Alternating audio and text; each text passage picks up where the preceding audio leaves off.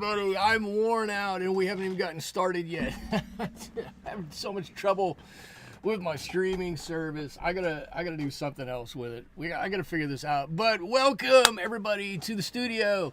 I think it's going out everywhere. I'm pretty sure it's going out everywhere. Dwayne is here. Mira is here. Who else is here? Studio K is here. I hope I got everybody. Is anybody else here already? I think that's it. Welcome, everybody. Welcome, welcome, welcome. I'm so glad you made it. I'm so glad you found your way to the channel here. A couple of updates from last week. One is I've got some chat over here. I hope I have some chat over here. If somebody puts in something, it should pop up. I think it's going to pop up. It might pop up. There's my colors. Maybe it won't pop up. It should. There, my chat should pop up there. I don't know. If it doesn't, I'm not going to worry about it. We're going to figure it out. I'll continue to read them off of the screen. Everybody will get it. I want to say thank you to everybody for making it here. This is what we're painting today, a clownfish. And part of the reason I chose a clownfish is because, ta-da, I told you I was looking for Dori. I found Dori. Here's Dori. Here she is. She's made it home. And so now I can have Dori and Nemo. I was going to say Marlin, but I knew that wasn't right. Dori and Marlin. No, Dori and Nemo. Dori, where you at? Hang on right there, Dori. Okay. This is my bow hang paper.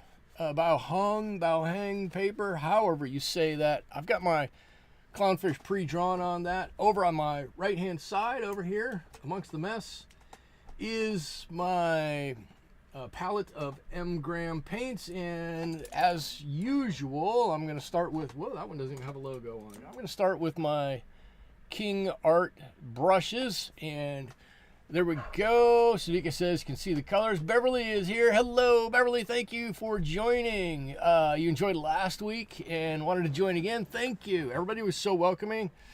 I'm glad to hear that. I hope so. It's a pretty good group. You know what I'm going to do? I'm going to do something I don't normally do.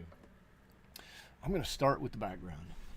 I'm going to start with the background this week. Oh, I should say we are streaming live on YouTube and on Twitch together. Last night, if you joined me in my live stream, I did a Twitch-only stream, the first one in a long, long time, and I thought that one went pretty well. I'm going to continue to do that as we get into this, and I need some time to kill as I'm waiting for some stuff to dry. I'll show you what I'm going to get into over on Twitch, and you guys can join in there if you would like, or You can say, I've had enough of him. I'm done with him. I'm just going to do Wednesdays, and that's plenty. I'm going to get a little color mixed up here, and let's see, I'm going to get a little bit of darker color, a little bit of turquoise, a little bit of neutral tint in there. Probably should throw some ultramarine in there. That's a good color, and I want to get just a general, really general light background on here. I don't even know if I've got enough color mixed up, but I'm going to hope I do, and I'm going to try to wet this whole thing and keep it wet while I'm doing it. We'll see how it goes. I'm going to try not to paint on my clownfish here. And I just thought about it. I said we were going to do some interesting facts about clownfish, and then last night I was like, I think there's something else I need to do. I should be doing something else, and I've totally forgotten. To find some interesting clownfish facts. So, again, I'm sorry about that. We're going to get better at that as we go along. But I'm going to do that. That'll be fun when I get that going. We can all learn a little bit more about what we're painting, or what I'm painting, about what you're watching. I hope you guys, from time to time, are painting along. Just want to ask before I get too far into it, because we always seem to have trouble. Am I still coming through? Okay. Can you hear me? Can you see me? Am I moving? It looks like I'm moving. What I'm not seeing, if I look up, is any chat. Typically when I look up and I don't see chat, I get a little nervous. Did I do something wrong? Is something not working? Uh-oh, I painted over a fin there. That's okay. We'll figure that out. So I'm asking, can you guys hear me? Can you guys see me? Am I doing good? I think I'm doing okay. This is my Bauhong paper that I'm using. This is cold press, and this is from a roll of paper, and I can get the roll out and show you if anybody has any interest in anything like that. What I do is I get the roll out. Beverly says all is good. Dwayne says all good so far. The only thing I'm not seeing is my chat coming in. This is what's a little distressing to me. I had everything set up yesterday, and and Dwayne, you can verify this or not. If you'd like, I think you will. You were there yesterday. I had everything set up and working pretty well yesterday. I thought all was good. The chat was working. It was not the right color, but it was working. And then I came in today and I changed my settings so I could get to YouTube. Something is not right in my settings. If anybody streams any and you want to help me out, that'd be awesome. I would love a little bit of help with this. But what is happening is that, and this is an excuse. This is not an excuse, but it's an excuse. What's happening is that I set it up. It works great with Twitch, and the plugin that I'm using just doesn't kind of come over like I think it should. I'm going to put just some other colors in here too. We get some more interesting colors in our background here. Let me drop some little greens in here too, maybe. I don't know. Just want to get a mixture of some interesting colors in here. That's probably good. Greens and purples probably aren't what I should be putting together, but we're going to make it work. Hopefully that dries really nice and light and looks really nice when we're done with it. Just wanted some interest in that background back there. Something like that. Anyways, everything worked. Then I flip it over here. I can't stream. I can't make my stream and stream the way I want to, the way I used to be able to, because this plugin doesn't accept my stream key, which is very distressing. And then I've got to figure out a way to get this on, and the only way I can do it, well, anyways, I've got some things I need to figure out. Okay, so, oh, good. Susie's got some clownfish facts here. Clownfish swim in warm tropical waters and live around coral reefs and anemone. I know anemone are in there somewhere.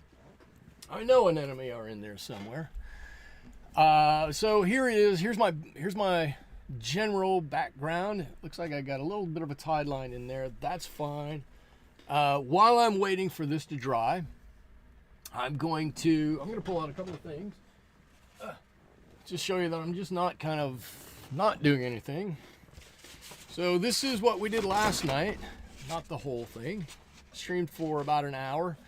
We did some work on this guy, and I'm gonna try to finish him up this weekend. So if you have any interest in seeing how I finish this up this weekend, I got a little bit more work to do on this stick. I got a little bit more work to do on this guy, not too much more. And I gotta put the background on here. So then join in this weekend, you'll see that.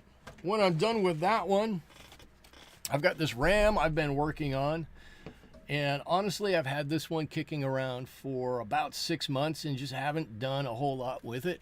I love this image here, and I want to finish this up at some point.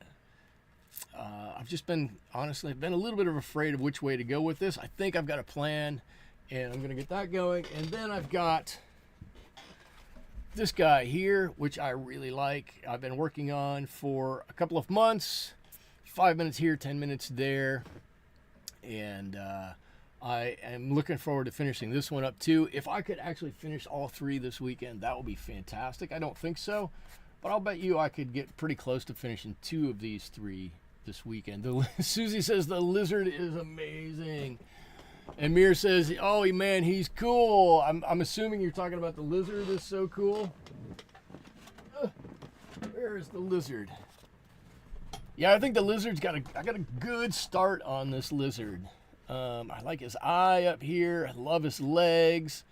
I like his tail. He's got some good dimensionality on him. I think when we get a background on there, he's gonna really pop off. I've got to figure out what to put on. I'd love to put on a red background and really make him pop off of there with those complementary colors, but red really in reality is not going to work real well. It would just be such a hot background back there. It would turn this whole thing into a hot mess is what it would do. So I got to figure out what to do. Something subtle back there. And maybe, let's see, I've got lines going this way and this way basically on here. If I could get something like some foliage in the background that points this way to go to him. I don't know what I'm going to do with that. Lots of directions we could go to. The ram's awesome too. He's my favorite. The ram. And I'll tell you what, the ram, I don't know if you can hear this. The ram is on 300-pound paper. I think you can hear that. It's heavy duty paper. I think I've got a great start on this. I like the horns. I like the dimensionality of the horns back here, in front and behind it. This is a good example of lighter and darker to be in front and behind, and darker and lighter to be in front and behind. Kind of a juxtaposition there. Some coolness. I don't know that the whole thing's going to stay that way, but we'll see. I got a long way to go. I got some great ideas on that to go. I'd give him a little pet on the head if I saw him. Mir, that ram, he might give you a little pet back. Pew! Hey, Commander Los is here. Just keep swimming. Just keep swimming. All right, how we doing here? All right, we're pretty dry. I think we can move on to some color here. So the color with this fish, what I want to start with is the white or the blue. Where am I at? Over here. Right, that white. Here, let's do this. Reference photo. Reference time. If you look at that white on there, we all know it's white, but it's not white. It's really blue, and it's not just blue. It's a pretty iridescent blue, right? It's a pretty powerful blue. So I think what we need to do let's come back here. I think what we need to do is figure out, did I lose a brush? I feel like I lost a brush. I know I've lost a brush somewhere. I think a brush rolled off my table. I seem to be a brush down. I don't know where the brush I was just using is at. Oh no, I'm going to find a brush in a week or so, and it's going to be covered in hair, and it's going to be horrible. That's okay. Okay, so what we need to do is we need to figure out a blue that we can use that's going to be that bright blue. And we need to figure out, is that going to be cobalt blue? Can we do that with cobalt, which would kind of be bright enough?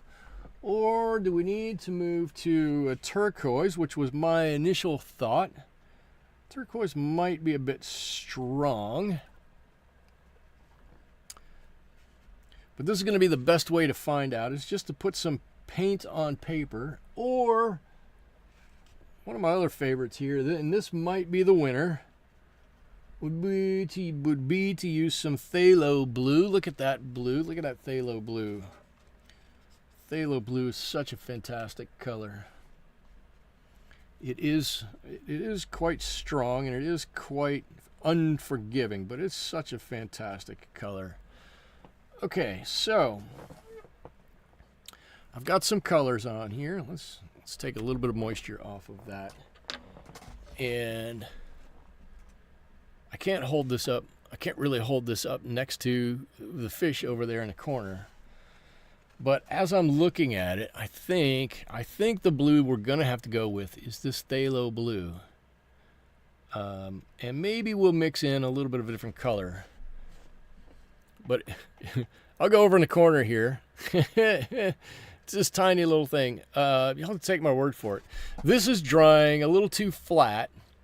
This is a little too warm, even though it's in warm water. We could probably get away with this, but this is the one I think it looks the best here. So I'm going to try that. And I have to remember, before I do it, first of all, take a big deep breath and make sure that we wet our area, because phthalo blue is very unforgiving. It's a staining color and looks glowy blue. Right, Mir, you got it. It does. It's a very glowy blue. Yeah, it's almost like this guy's in a fish tank and somebody's got a bright light on, like a black light or a partial black light on top of him, and it's that weird blue color.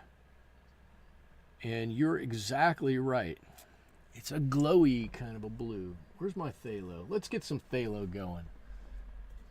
I like phthalo. I'm not afraid of a little phthalo blue.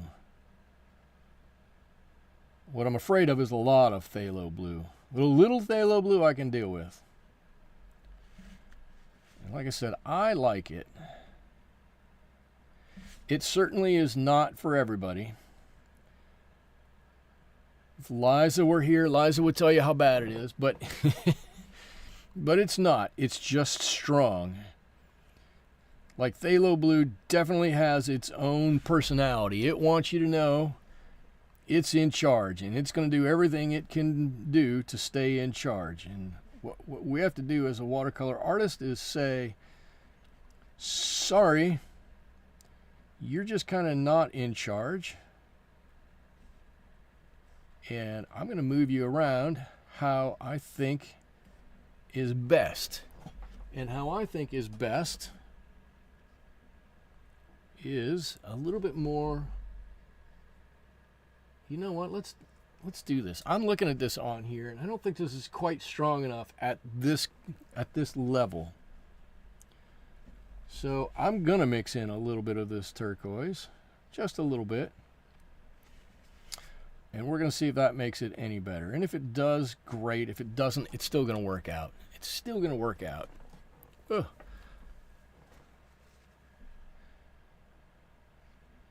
It's still gonna work. It always works. In the end, it always works. I got a little bit more water here than I want to. My color, I don't know if you can see, my color's running back down a little bit. And one thing that I did do while I was drawing this out is, if you can see this fish, the fish has a line right along the side. And that's actually a nerve line, right? A sensing line. So you can tell things happening in the water around the fish by how it interacts with that line. And I drew it in there very lightly so that I would be able to see how far up I needed to come as I was putting some color on here. There we go. And I think I'm going to stop fiddling with it right there. It looks dark. It looks a little crazy, but I think it's going to be just about right. It's going to dry. It's going to dry a bit lighter. I think that's going to be just about right. So I'm doing a lot of talking right now. I want to open the chat up a little bit. Did anybody do anything interesting this week? Has anybody done anything fun this week? I hope that you have, or anything anybody wants to share. If not, that's cool. I'm not forcing anything, but I always like to hear what other people are up to.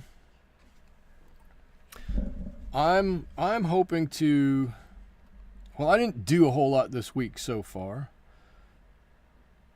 Sunday seemed like it got away from me. A little bit of yard work, a little bit of running around, and not much else. Monday and Tuesday at work, pretty busy, pretty satisfying, but pretty busy. And then today, I'm ready to roll. By the time the weekend comes rolling around, I'm going to be doing really well. Thursday, I should be on the back foot for things, and by the time Friday rolls around, I'm going to be on it so much I can't help but close the week out strong, or at least that's what I'm telling myself right now. That's what I'm going with. So I hope your week is going at least as well as mine.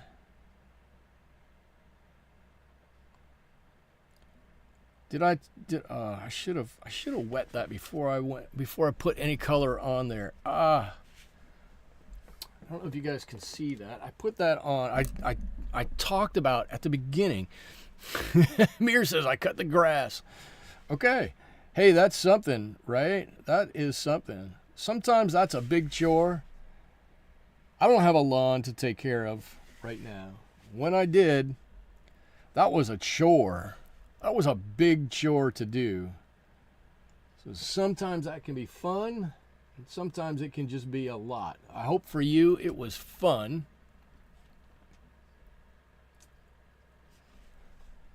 I really hope that it was fun. I remember growing up mowing the lawn. I'd get on we had an old Boland's lawnmower. I don't even know if they make Boland's lawnmowers anymore. I'd get on that and ride for hours and hours and hours at a time. We had 4 acres or thereabouts that we would mow, and it seemed like it was 20. Growing up in Ohio, in the summertime, there was always rain, or moisture anyways.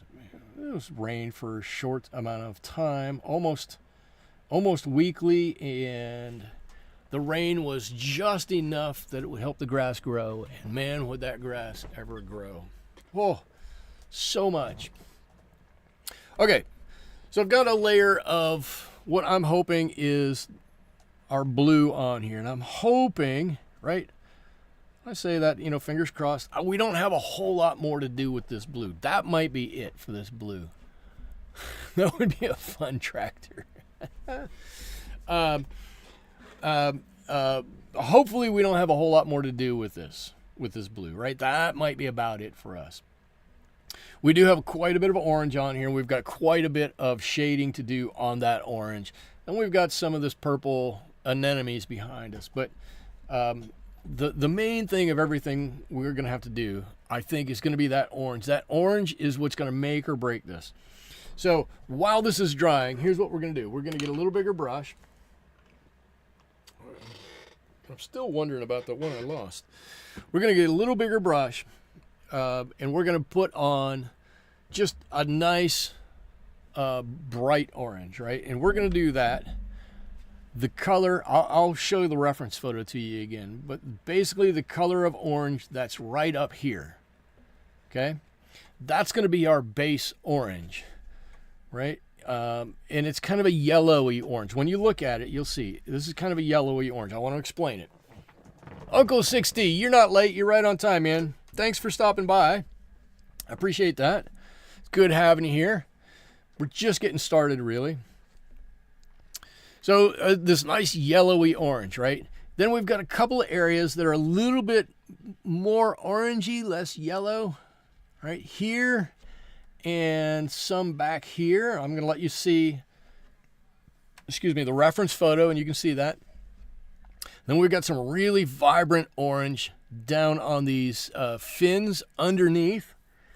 And then the orange that's kind of this whole middle section, and up here on the end of his body, it's going to be like really muted, right? That's where we're going to get a lot of our dimensionality for this fish at. So let me put that reference up there, and you can see exactly what I'm talking about.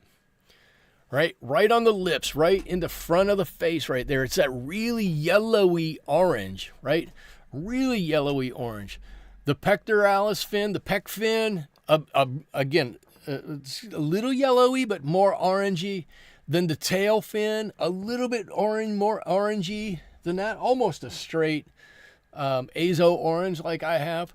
The two down on the bottom are orange, super orange, but they've got some red in it. And then the rest of the body is kind of a mix of things, and I hope you can see that. Let's see, Sudike says, when my dad was stationed in Korea, rest of the family stayed in the States. I mowed the grass with a non-fancy powered mower, good old-fashioned girl power. Good for you. Why are they called clownfish? They never smile. I think it's because traditionally they've had a red nose on these, and that's it. I don't know. That's a great question, Uncle 60. So, Sudike, I'll just have you know, we used to have that old Boland's motor, and at one point in time, it broke down, and your mower didn't use gas or electricity. It just used girl power. We had to mow all of our property, and like I said, well, we didn't mow all the property. We mowed, 3.5, 4 acres of it, but with a push mower, and a push mower that has a path about this wide. And I would start, I'd come home from school, I'd start mowing, and I'd mow for an hour a day. And by the time it was done, I'd just start over again because it was so overgrown by the time I ever got back to it. It was the worst. It was the worst when that broke. It was horrible. But if you listen to my parents, it built a lot of character. Built some character. AI says they are called clownfish because of their clown costume, like coloring, and they're playful and social. Well, there you go. They're just clowning around. Okay, let's make some a good orange for us. I'm going to start. Well, this might be where we want to start, anyways, right? I like this gamboge. Actually, let's take a look at gamboge here. Oop, I know I've got some other marks on this. Did my camera just move? It did. Sorry about that. And it looks like you're not really looking at me. There. How's that?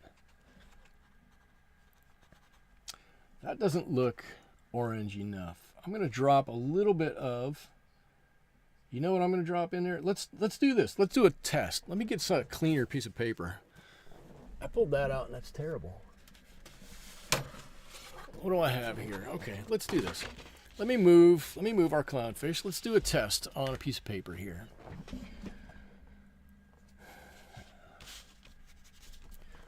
Oh, this is going to be so dingy. No, that's going to be bad. Okay, so azo orange and a quinacridone. Azo and a quinacridone gives us an orange kind of like that.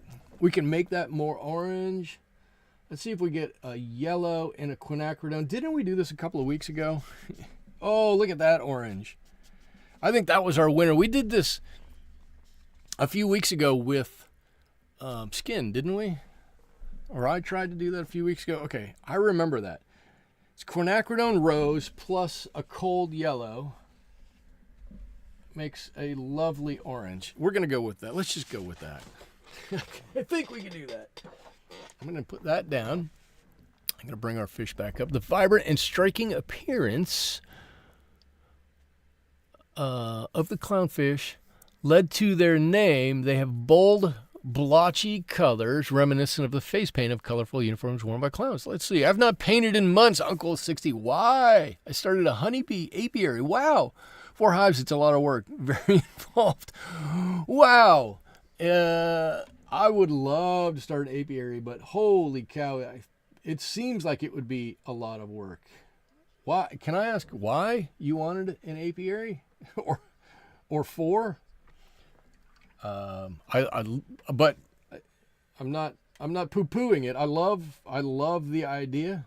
I think it's fantastic. I love bees. I'm just curious about it. Okay, here we go, and I've got to use a lot of water, and it looks like I need more yellow than what I've got on here. Actually, it doesn't matter. This is our own version of this. We don't have to make it just like their clownfish. This is our clownfish. Ours is going to be better anyways. I'm going to put even more yellow in there than that. I want there. Oh, more yellow. Good, I like it. I like lots of yellow in here. Let's see.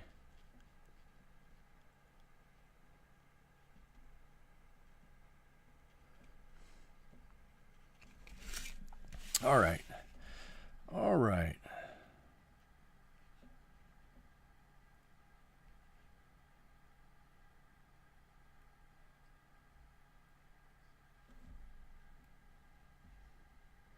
Goofed on his eye a little bit. I think that's going to be all right. We'll make it work.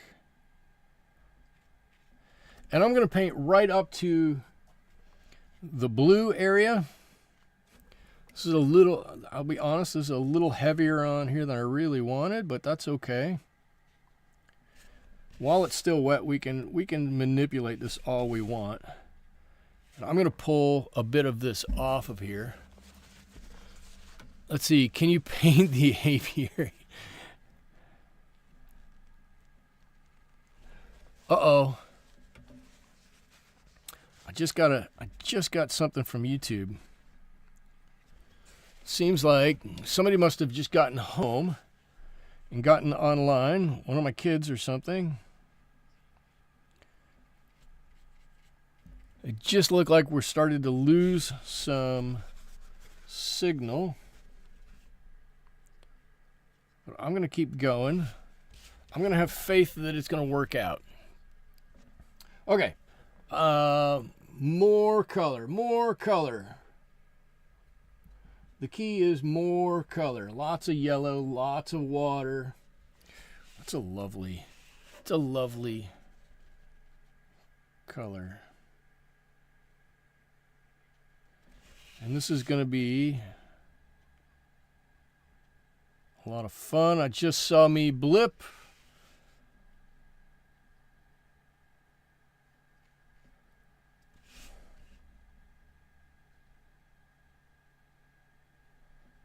I'm challenged here a little bit.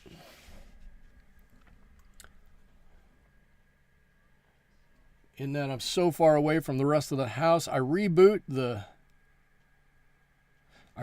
router once a week, thinking that'll take care of all of the problems, and it doesn't seem to. It doesn't seem to do much of anything, to tell you the truth. But when I look at my signal strength, it usually says it's pretty good. It says it's way in the green right now.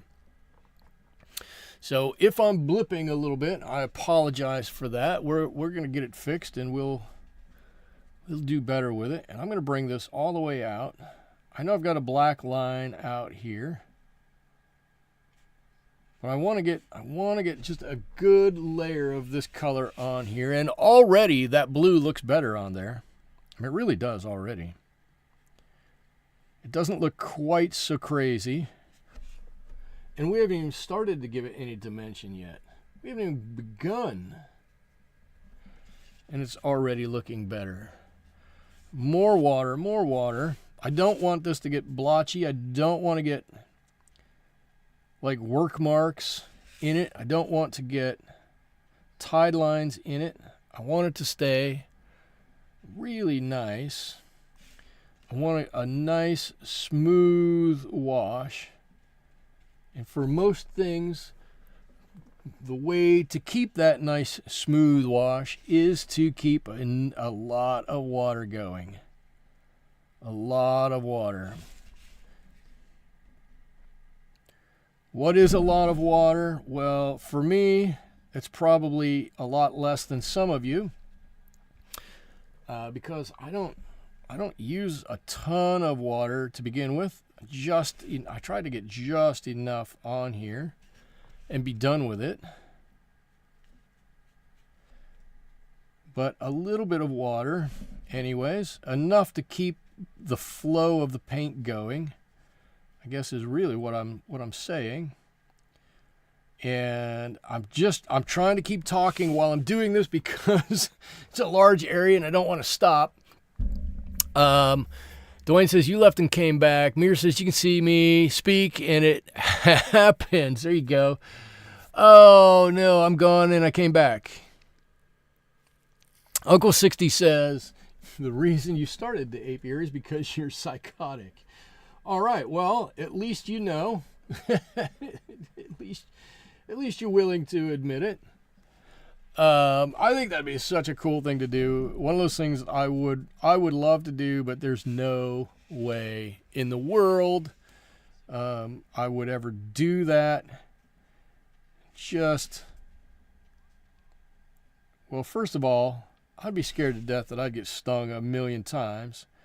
And second of all, my wife would go ballistic because we would have 1,000,000 bees in our backyard. And it just wouldn't fly.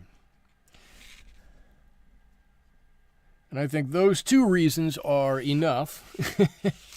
Actually, one of those reasons is enough. Either one of those two reasons is pretty much enough for not doing it.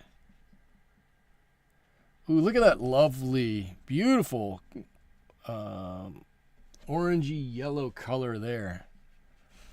I was going to be ashamed to cover that up. I don't want to cover it up. I love that. I like that color.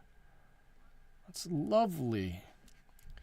We're just going to keep coming down with this. A little more water, a little more paint.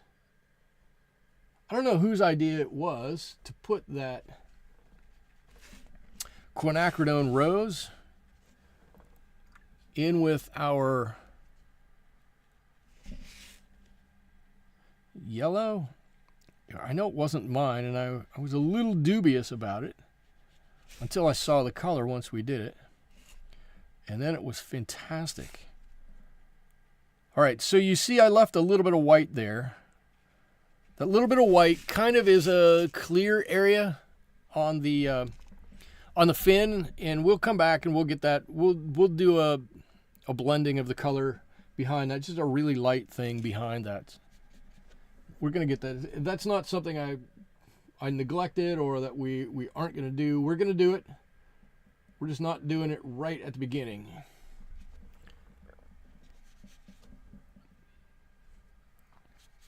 Okay, all right. All right. The wife beekeeping thing is a problem. The wife beekeeping thing would be a huge problem. Would be a huge problem. Plus, as you all know, I live in California, which means for the most of California, we all have tiny, tiny little yards. When I lived in Ohio, we had acres and acres and acres. Since I moved here, I don't know how many square feet my yard. We don't measure the lot in acres. We measure it in square feet. That's how small my lot is. And while I wouldn't mind, I also would think maybe the neighbors would not like it a whole lot. They might not. Let's see. Oh, Margaret is here. Welcome back, Margaret. Let's see.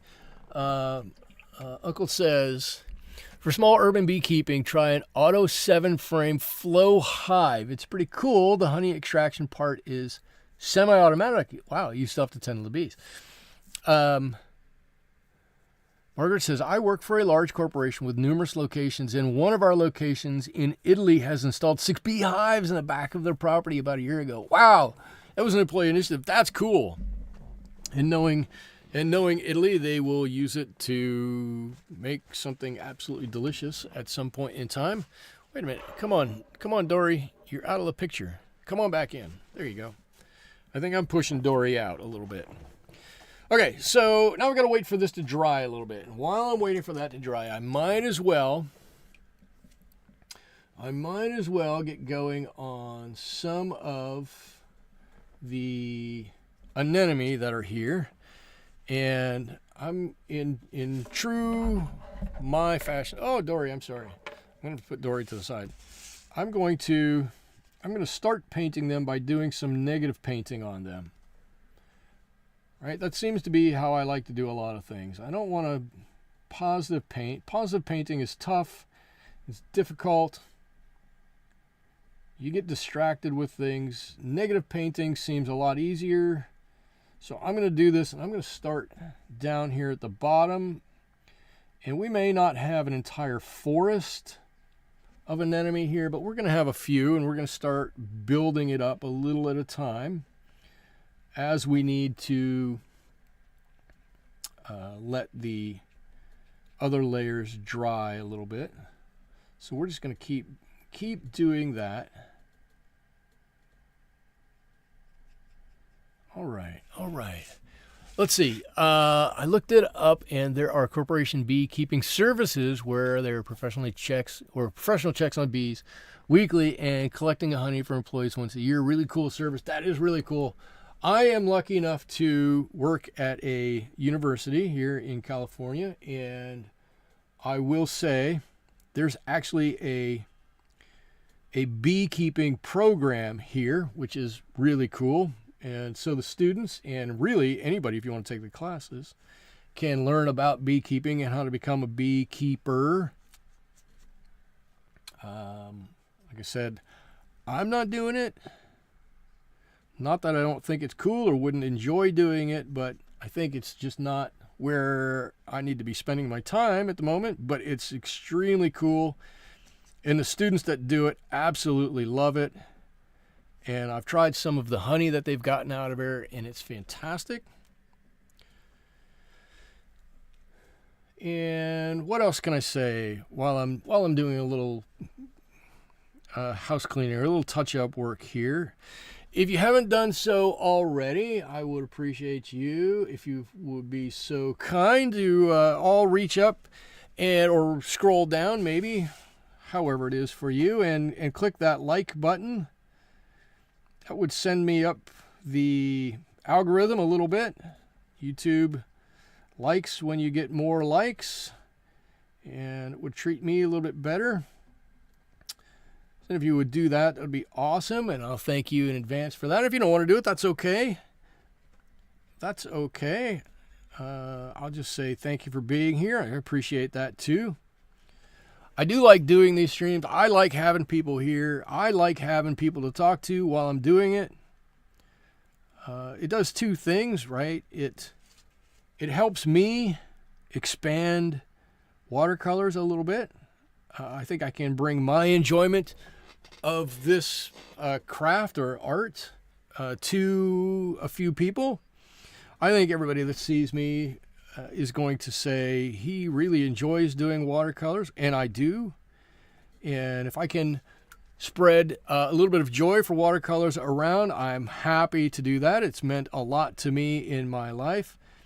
If I can help anybody with their painting at all, I'm happy to do that as well. I don't know necessarily that I do that. I am willing to talk about it, talk and give any help that anybody would like. I'm just not always sure that my help is the best help that anybody should get, but I'm willing to do that a little bit. And it's just, to me, it's just such a nice hobby or an art form that is not utilized so much anymore, and if we can help to keep it alive, I'm all for that. So that's it. We've got, what do we have? About a dozen people here on YouTube watching. If anybody's here and you want to say hi, other than the people who are already here talking, please do. This is a pretty nice group. We all get along really well, and we all support each other. So I would just reach out and say hello. Let's see. I had to get state certified in beekeeping, 6 days in classes. Wow.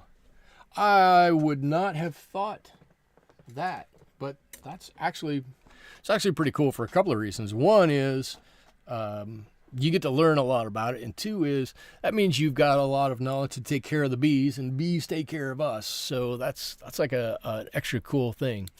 Did you know there are all sorts of patterns and color variations that clownfish can be or have? I have a 25-gallon saltwater fish tank with 2 clownfish, one Nemo colored and one black and white splotchy. First of all, I didn't know that. I had no clue. I don't know that ever would have come into my wheelhouse to know that, quite honestly. But that's extremely cool. I'm just going to take the color that we have here on the side, and I'm mixing in a little bit of purple with that. Right? Purple is the complementary color. It should help tone it down a little bit. It should give us a little bit that we can use for a second layer to help start to build up shadowing on here. At least that's my hope. Without just going straight blue, without going a brown or anything like that. Ooh, that's getting there. That's okay. I can go with that. I can totally go with that. Let's do this. Uncle 60. Oh, for a jar of honey. Thank you. I'll do that. I love honey. In fact, when my wife and I got together, I think she never had raw honey or didn't ever use raw honey. I'm sure she had heard of it and she'd seen it and whatnot. And I'm like, don't ever buy honey that's not raw honey. She's like, what? And I think that's all we buy now. I love it. So thank you for that. Thank you very much. Much appreciated. And I'll totally do that. And you know what I'll use it for? I can tell you exactly what I'll use it for. Is I'll put it in my green tea. In my green tea that I have a cup of green tea after lunch every day. It's a nice way to set up my afternoon, and so I'm going to use it to sweeten my green tea with. So thank you very much. That is greatly appreciated. Mary June Mac. Not sure why the algorithm recommended a live clownfish tutorial, but this is awesome. Well, thank you. I'm not sure why either, but I'm glad you found your way here. Thank you for joining. And this is your first time, please feel free to ask any questions. I do this because I like the interaction. If I get distracted or something, I'll say I'm distracted, or I'll just go quiet and you won't hear me for a second or two. But I love the interaction. I love talking to everybody while I'm painting. It's fun. It's entertaining for me. I hope it's fun and entertaining for you all. If you have a question about anything, Mary, please throw it out there. And if I can, I will answer it. And if I can't, I'm sure somebody else will answer it. But you can ask questions about pretty much anything. You can ask questions about me. You can ask questions about my art. You can ask questions about, anything to do with watercoloring, paint, paper, colors, brushes. I'm a kind of a brush snob. I hate to admit to that, but I am a bit of a brush snob. Really, any questions you might have, and if you don't have any questions, that's cool too. Just kind of sit back and enjoy it, and hopefully I can give you a little bit of entertainment for the evening. I do this every Wednesday here on YouTube, starting at 7 o'clock Pacific time, and we go until I'm done. I try to pick a topic area in which I think I can complete in roughly an hour and a half. Truth be told, I think I pick something that I think I can finish in about an hour, and then realize that I'm just going to jibba-jab for about another 20 or 30 minutes. And then if it takes longer than that, that's totally fine. If we get done a little early, awesome. If we get done a little bit late, that's cool too. And the most important thing is that everybody have a little appreciation for what we're doing. Everybody be nice to each other and have a little bit of fun in this. And if you're going to laugh at somebody for something, please feel free to laugh at me for what I'm doing, because it sometimes feels a little tough. But that's okay. I'm setting myself up for it. I'm happy to go with it. Let's see. Sudike says, Mary, gotta give you the new people warning. If you keep coming back, you'll end up buying more paint. Uncle 60 says, no, any bees are fine. The queen bees decide the breed. I buy Italian queens. Interesting. They're bred to be gentle. Oh, so are Russians. Oh, interesting. So that I wouldn't have ever thought. And it looks like my YouTube is bleeping again, so I apologize for that. Uncle 60, tell me more about that. I'm interested in this now. They're European honeybees, right? Obviously, they're European honeybees. And if I need to restate the question because this is blipping a little bit, I'm happy to do that. Just tell me if you need me to restate the question. But they're European honeybees. But they're different. They're different strains of European honeybees. I'm a novice when it comes to bees. I'm a fan. I love bees. I've been stung by plenty. I don't hold it against them. But I guess I never really thought that there would be different sub-varieties of them. Sudike, we need a message, a button to pop up that message. Yes, Sudike, right. If you're here more than a couple of streams, you're going to get interested in buying different colors and doing, and be prepared to set aside a budget for it, because you'll need it.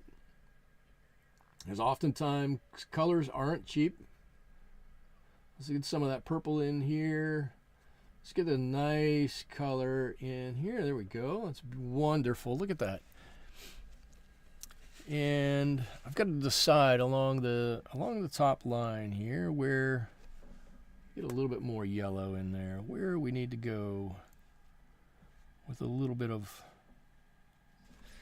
something here, a little bit of a shadow.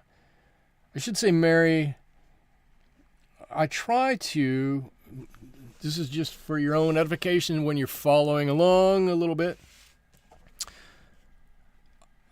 When I paint, I pick out an image to paint, and yes, I do rotate my paper quite a bit. I pick it out because I like the image, not because I want to duplicate the image. I like the form that this has, and I pick it out for a specific reason. And I don't necessarily try to duplicate the image, right? This is not a duplication stream. I'm not trying to do anything lifelike. What I'm trying to do is pay homage to it and make something interesting that resembles the reference photo. Right? I'm not trying to duplicate the reference photo. I'm trying to do something that resembles that reference photo. And I think there's a big difference in there between how other people use a reference photo and how I use a reference photo. So it's really different in there. And now I'm looking at this and it's starting to come together. Already it's starting to come together. What's interesting though, if I pick this up, you can see that purple that I used, that cobalt purple, is really granular and it's gotten into the colors. I mean, look, you can see it in the purple there. It's really starting to drop out in the purple, but it's also dropping out in the oranges that I use or that I'm making, right? As I'm using it to dull down my color a little bit, it's really starting to get granular in there. To me, that's interesting. That adds some interest. I don't know if I like that. I don't hate it. I'm not sure I like it. I think what I'm going to do is over here, I'm going to get some of this alizarin crimson, and I'm going to mix it with a little bit of this phthalo blue, and I'm going to have a different purple on hand over here. I can make this lighter or darker, redder or bluer. There you go. I'm going to leave it just like that. If I want to use a purple that is not granular, I'm going to use that. I didn't really realize that I didn't think about it, that was going to do that. Okay. Where do we go to? I think what I'm going to do, well, let's see. I've got a little spot up here. I'm going to use this, since I've got it, I'm going to use this. We've got a little spot up here. Like his tail's bent over up here a little bit, so I'm going to just put some color on up here. We'll blend that out. Now I've dropped my towel.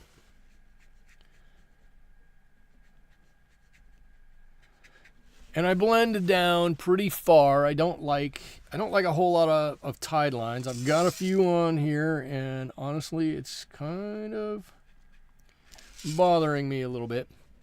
Okay, cool. So I need to look at this. It's still drying. I need to look at this a little bit and figure out, do I keep pushing that dark, right? Do I keep making this dark darker? And I think the answer is yes, I need to do that. I totally need to do that. Let me get some of that purple in here. Our darks are not dark enough, not nearly dark enough. I talk about, you guys hear me on here all the time, I talk about not being afraid of having dark darks and not being afraid of having light lights. And I need to live by that myself. So I'm going to be brave, and I'm going to put another layer. And I hope this is just dry enough. I'm going to put another layer of dark on here. Let's see, this is going to come something like this. I know this comes underneath. Nice and dark under here. Really up and over this. Right, I guess this comes right over that fin. I've got to match the blue. I've got to match the dark of that blue. About like that. About like that. And before I have this as just another super hard edge, I want to blend this in. I spend a lot of time I spend a lot of time dipping my brush and pulling my brush back out. Dipping my brush in water, pulling it back out. I want to get the moisture level on my brush just right. I want it to be just right. I don't want it to be too wet. Too wet leads to problems. Too dry leads to problems. It's got to be in that middle zone somewhere. And just pull those colors out. Okay, cool. I think I can live with that. But if I'm going to do it there, also means I'm going to do it on this side too, right? I'm going to do it right up here, under his chin. And I'm going to say this, right, his chin. And this time, I'm pretty certain we can call that a chin. Sometimes I have a hard time labeling animal parts properly. But in this instance, I'm pretty sure a chin is a chin. And I'm going to go with it. And I see there's a question up there. I'm going to get to it in just a second. Give me a second while I smooth this out. I'm going to make this really nice and smooth in here.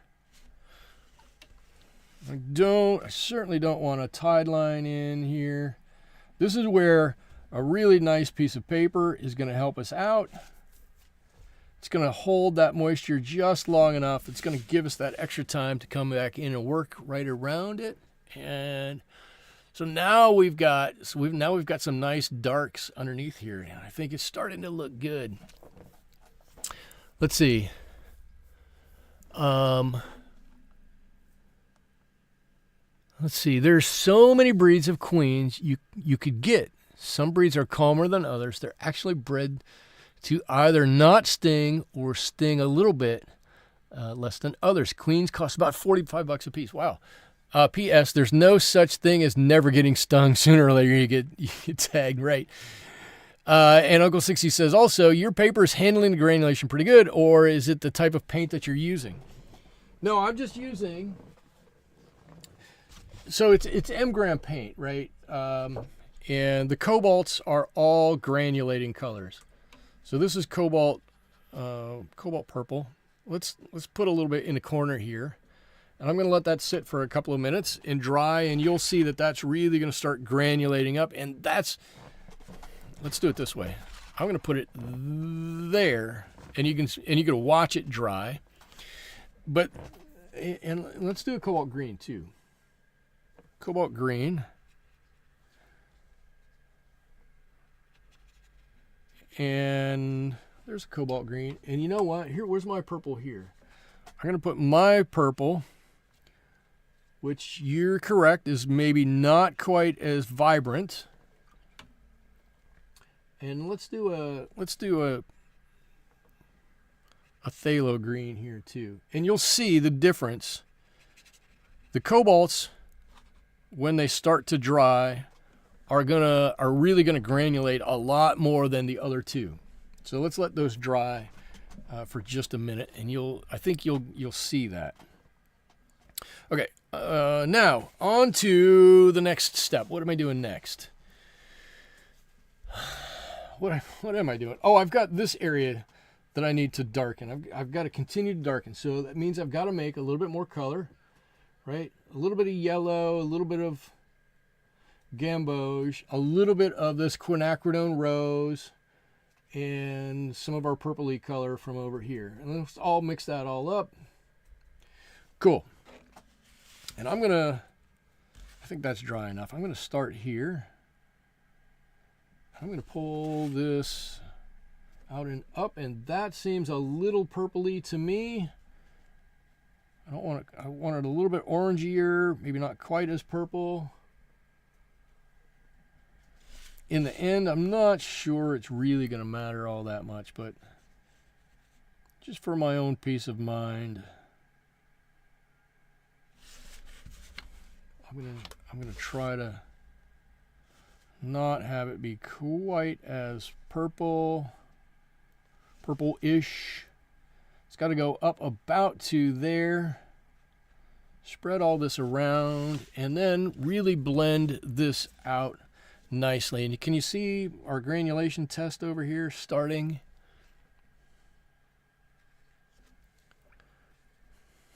Maybe yes, maybe so. Oh, I think my brush was a little too dry when I went in there. But we'll recover, we'll do okay. I need to keep this color going just a bit. Too red, way too red.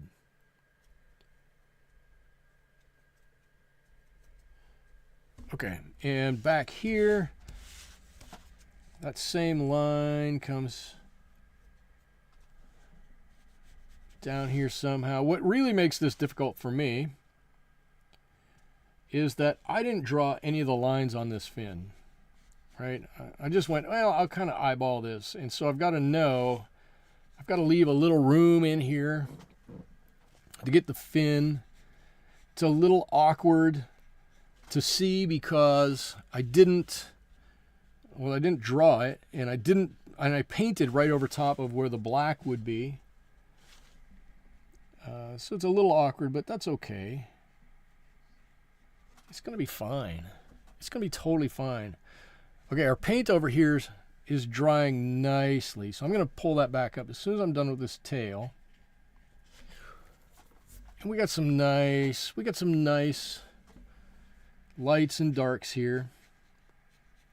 And that's what we want, right? We want some darks and some lights and some colors to flow a little bit. And look at this fish. All of a sudden, it was neat with one layer of color on there. I think it's gotten better with a second layer. I'm going to push this down just a bit. It's still just ever so slightly damp. I'm going to push it down, down, down a little bit. I think that's going to work. I think that's cool. We don't have that electric color of blue. Maybe we have to go back and do something with it, but I don't know. Let me set this to the side for a second. And here's our granulation. Okay, so I'm going to cover this up. There's the purple that I made, right? Almost no granulation in that.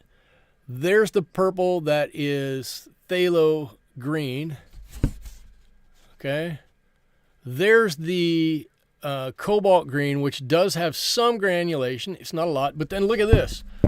Ba-bong! Look at the granulation in that. Compared to everything else, that's like monster granulation. Right? Super smooth, super granular. It just falls down in all those nooks and crannies. It just settles in there. This one does too, a little bit. It is ground a little bit finer, but it's more than that. It's not anywhere near that. So anyway, just a fun little test there. Let's see, Mr. Federal is here. Nemo is looking great. Nemo's getting there, right? Margaret says, the tail looks so realistic with that darker shadow in the middle. The whole fish is looking lovely. The whole fish is getting there. It's going to get there. Got a long way to go. It's going to get there. Whew, I'm going to breathe. Whew. I'm going to breathe because I know we got a long way to go. What I want to do now, before I get too far into it, is if you look at our reference photo, these have some much redder areas in there, and I'm going to come back and I'm going to go over top of them. Actually, I'm going to use a mixture of, because I don't like my reds. For this purpose, I don't really like my reds here. Maybe if I use a little bit of, maybe that'll work. I'm going to use a little bit of my Pyrrol red. Let me start over. I'm going to use a little bit of my Pyrrol red, and I'm going to use a bit of the quinacridone rose, right? I love Pyrrol red, but Pyrrol red always dries dull. Always dries dull. It goes on so nicely. You look at it and you go, oh, that's a fantastic red. I love that red. This is great. And you thin it out a little bit. You make it walk out, just come on, a little bit, and we're going to let that dry, and it's going to dry, and it's going to be like, blah. But but the quinacridone doesn't quite do that. So let's just check it out a little bit, and then let's do this. Let's do a little bit of these two together, and let's see if we can get some of the best properties of both right here. And what I want to use is a really thin version of this. I just want, actually, if we got a little bit of that purple, that'll be okay. I just want it to brighten up that color a little bit. So whatever we're going to use, it's going to be way out here. Just a really thin glaze. Maybe this one seems like it's got more quinacridone in it. Let's see if we can get one that's got a little bit more pyrrole in it. Let's see how... let's see. Margaret asks, how long does it normally take me to draw the outline? It's a great question. It'll take me,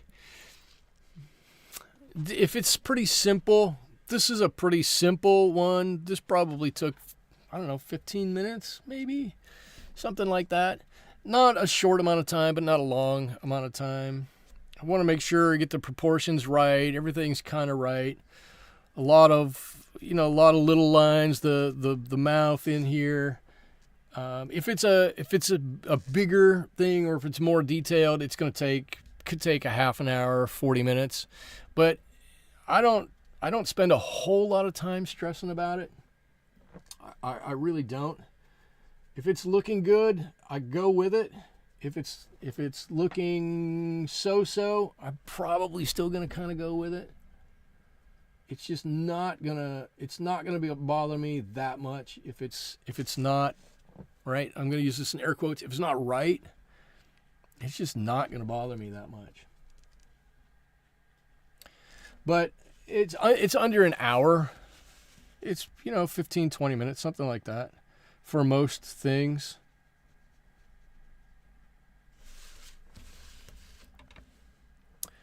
Let's see, we've got a little bit of dark on this side over here.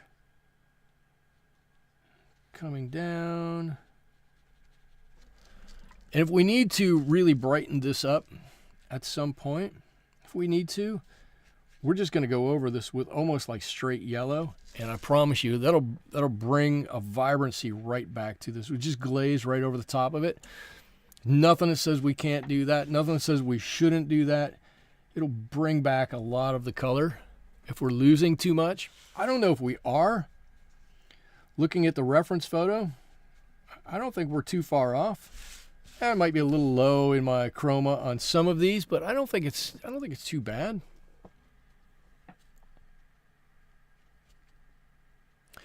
All right.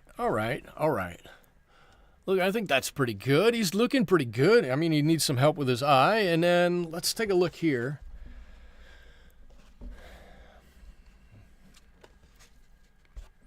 Yeah, when we get out here, this just always looks so dull to me. I don't know. I think I like this one. It is a little pinky, right? That quinacridone rose is a pink. This one might be a little pinky, but I think I like it better than this. It just seems a little fuller. I'm going to go with that. And then maybe we'll dab a little yellow in there too. I don't know, something like that. Oh. Oh, Margaret, I didn't even see you said while the granulation experiment is wild. That cobalt, all cobalts. Hello, come on, camera. It's a hand. There you go. All cobalts are granular. It's just that one's pretty bad. Not pretty bad. It's pretty granular. And we know that, or I know that, because I've used it so many times. So many times. Okay. Water, water, water. Maybe even a little more water than that. I want these to have a reddish feel. I think that's going to work. Let's pull that straight up. I like that. This one too. Pull this up. just going to put this as a glaze right over top of everything else. Now, realize this is gonna come down in value a little bit because I'm painting over, right, some of the areas that are going to be colored black. Right, there's still going to be a black line on this fin. So some of this is going to be black. So this is gonna get toned down a little bit. Maybe I want to do a little bit more over here. Oh, I like that. I like that better. And as I'm looking at this, I'm actually going to do almost a straight yellow. I'm going to put some of this straight yellow right up here. If I could find some clean yellow, there we go. And I want to brighten this up. I don't want to do too much to it, but I want to brighten it up a little bit. All right. Oh, no, not into the blue. Perfect. Good, good, good, good. This looks a little bit like a wave that comes over right now. We might have a little work to do back here. I think when we get some black lines on that, it's gonna fix this up a little bit. To me, it's a little wavy. In fact, let's do that. Let's start getting some of these lines on here. We'll do a really light layer of a dark. I'm just gonna start with a Payne's Gray, a really light layer. What's dry? What is dry? That we can start to get a little bit of color on here. Just so we know about where this is going to go. This will need a second layer, at least a second layer. This is going to be a very light layer.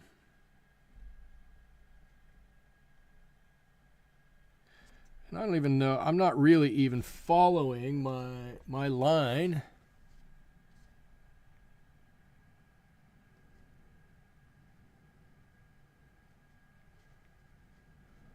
I'm going to do this like this. Who said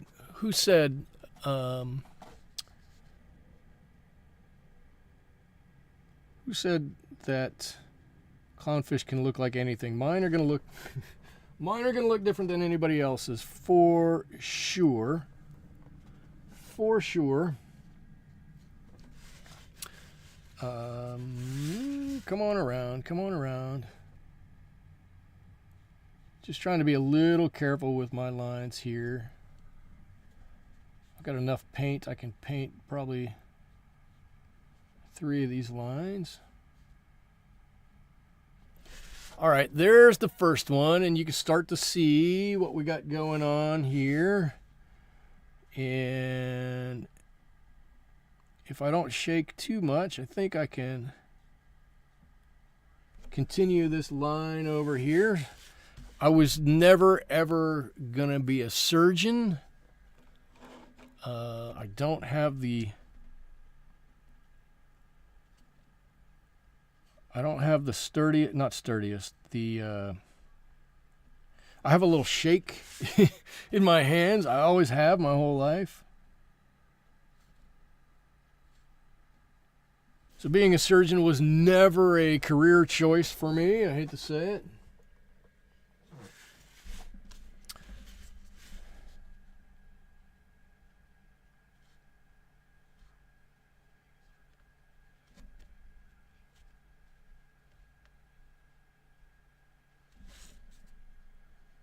But I'm not going to let that stop me, at least as far as painting this little fish goes. It might stop me in as much as I want to get a slightly smaller brush.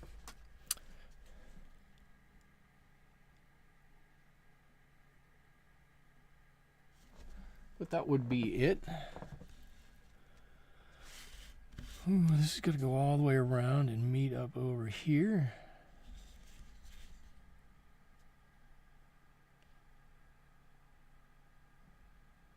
And anyway, with this black line, we'll start to see what the end product is going to look like. All right, we're going to get to see, those are still pretty dark. We're going to get to see what what we have to work with, and what we have to finish up. It does mean we might have to be a little careful with our shading if we have to do more of it, but that's okay. We can be careful with it. And if we have to go over one of these lines and paint it back on, we can do that too, because you know what? It's watercolors. We can do just about anything with these watercolors that we want to. Just about. I used to get really upset when people would go, "Oh, how can you paint watercolors? Watercolors are so hard. They're so unforgiving. They're so, they're the hardest medium to paint with." And I was like, yeah, they're difficult, but they are forgiving. And there are things you can do, right? That's gonna continue to keep them forgiving. And there are things you could do that, you learn a few things if there are ever a problem and you need to fix it a little bit. There are things we can do. All right, we're getting there. We are getting there. Let's see. This little fin here. It's got to come, I don't know, come around here. I got the eye. I always save the eye for last. I don't know why. The eye gives this guy all his attitude. He gives him all of his look, his everything. You're going to know everything about this guy when I paint his eyeball on here. And I wait till the very end to do it. The very end. I could paint it sooner and you would know what kind of fish we have here. Is this guy really friendly, clownfish? Is he mischievous? We won't know until we get that eye painted on there, but until it's there, we don't have any idea. We just don't have an idea of what kind of a fish he is.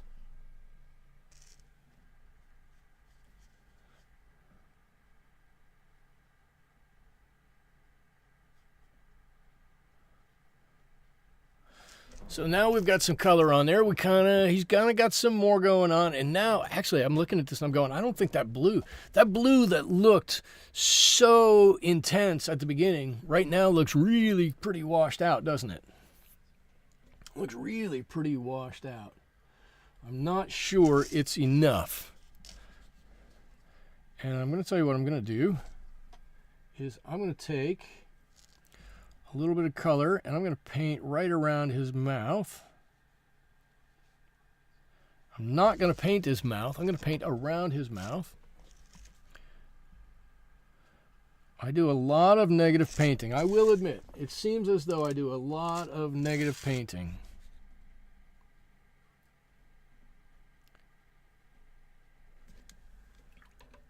But sometimes that negative painting really helps out. Really helps with the look. Now look, now he's got a mouth. There it is. Ta-da! It's there. It wasn't there a minute ago. It's there now. And we can see it. And there he is.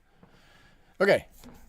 I gotta make it. I got some decisions to make. I really have some decisions to make.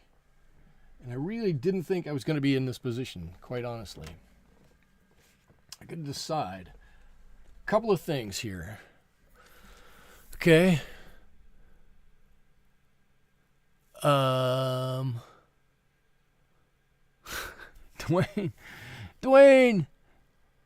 what are we talking about?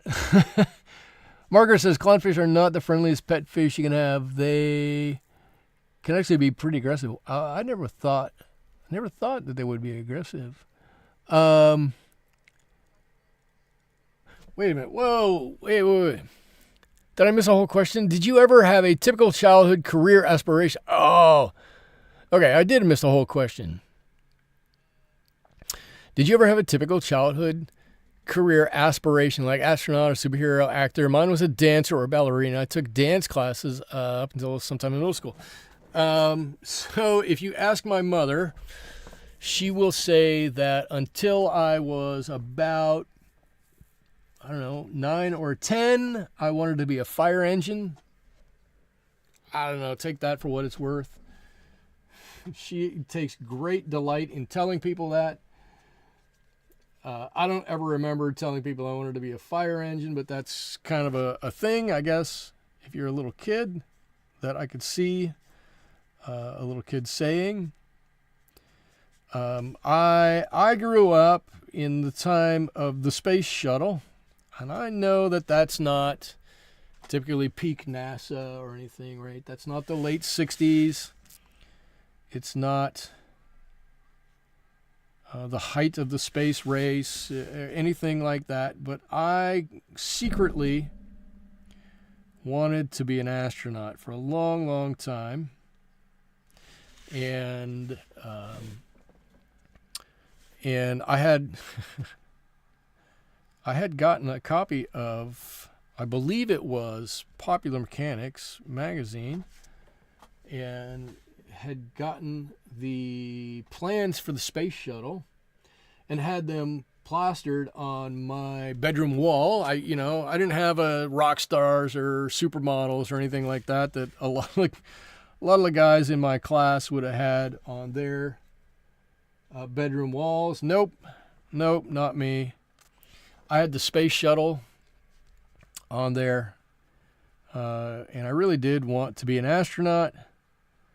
And obviously it didn't work out. And when I was a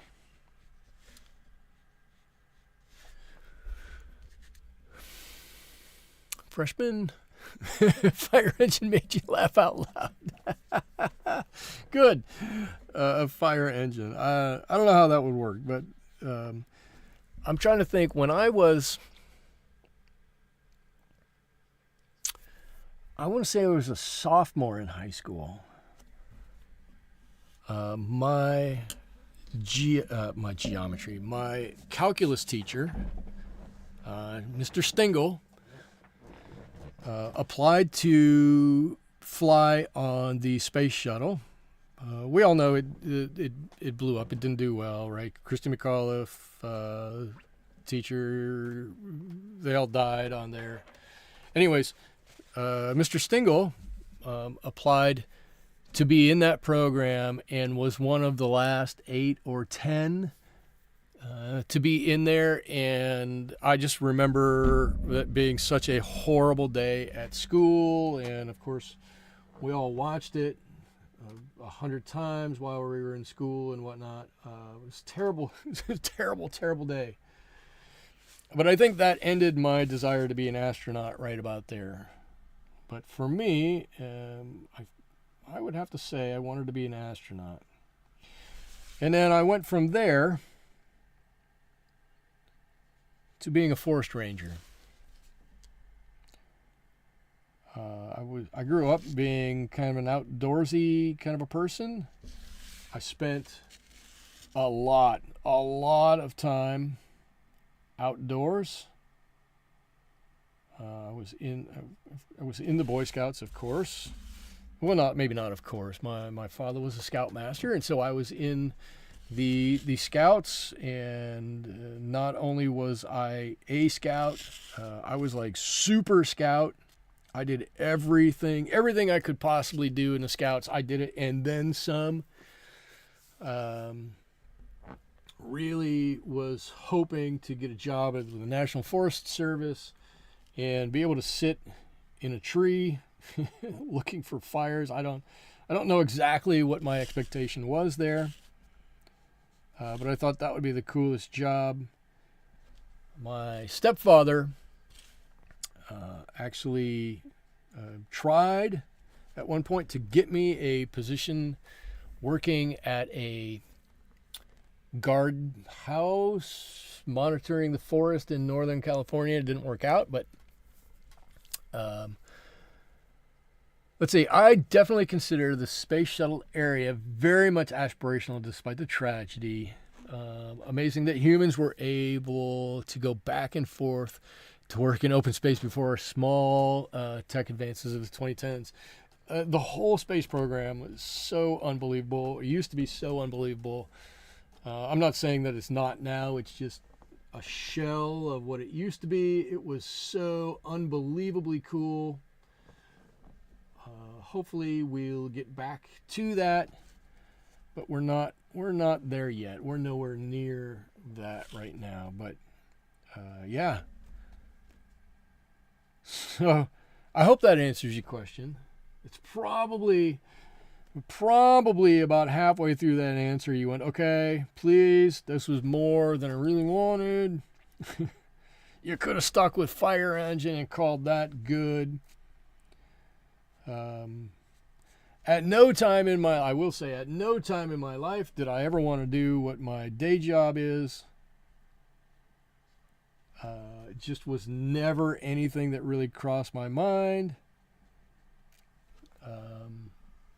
In fact, when I moved to where I'm at now in California and I was looking for a job, I originally took what became the job I have.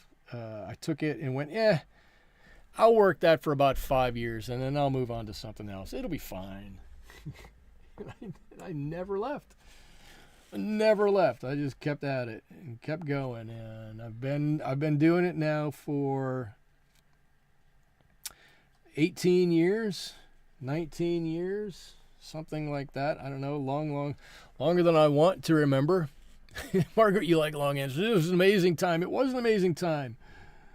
It was an amazing time. The 1980s, growing up in the 1980s, was a time that America will never see again.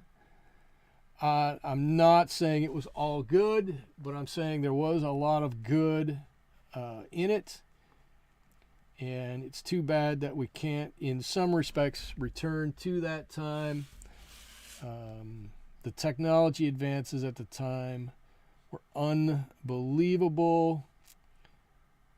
The openness that was still there, prevalent at the time, was unbelievable. The music. People still listen to 80s music today. Everybody listens to 80s music today, regardless of when you grew up or when you didn't grow up. It's just one of those things that is always going to be there. So many cool things happened, advances in every possible technology. It was unbelievable. Rizwanmation. Fish are friends, not food. Fish are friends, not food. I am a big fisherman, or I try to tell people I'm a big fisherman, and I don't keep my fish. I return them. So I'm with you. Fish are friends, not food. But was that this movie? I'm not convinced. Fish are friends, not food. Wasn't that like Shark Tales or something like that? I could not be an astronaut at 6'6". Wow. But am a huge space guy. Yeah, Dwayne, I don't know, 6'6", if they've got a space suit that would fit you. Other things you could probably not be is a race car driver, a horse jockey. What else do we need traditionally smaller people for? That was from Finding Nemo? Was that Finding Nemo? I just remember some big sharks doing it. I don't know, that was a time when my kids were watching movies and I'm going, I don't even know what we're looking at here. But good quote. I like the quote. Keep me on my toes. Keep me on my toes for sure. Let's see. We've got some color that's got to come through the center of our eyeball here. I'm going to leave it kind of like that. And then we'll go in with some dark around it. I think that's going to work out pretty well for us. All right. So inadvertently, we've actually got fairly far with this. Right? Inadvertently, we've made some great strides here. Whether we knew we were going to do that or not, we have. and I'm going to wait for a little bit of this to dry. And in the meantime, I'm going to continue doing some negative painting. I'm going to do everything I can not to do any positive painting down here. Because I think negative painting is one, a bit better, and two, it's much more fun to do, is to paint by not painting. Who doesn't like that? Friends are fish, not food. My name is Riz. Riz, welcome to the stream, Riz. Thank you for stopping by. I'm usually a pretty nice guy. I'm just maybe not the best with movie quotes. If you have any questions about anything, I have it to myself every week. If you have any questions about anything, please throw them out there, Riz. I love to talk while I'm painting. If I didn't, I would just kind of hole myself away in my studio here and paint by myself. It really does help to sharpen my skills as I'm talking and painting. If I can explain to you what I'm doing, it probably means I know what I'm doing, or at least I'm telling myself I know what I'm doing. So if you have any questions about anything I'm painting or how I'm painting, please throw it out there. If you have the question, probably somebody else has the same question. If you just want to throw out a statement about something, that's cool too. I'll probably respond to that. If you don't have any questions about anything, that's cool. I can respect that too. I'm just glad to have you along here. But like I said, feel free if you want to throw something out there. We all, or most of us, all the regulars here are watercolor artists. We are happy to talk about paint, paper, brushes, color, pretty much anything that has to do with getting color on paper. These are not oils, these are watercolors. I am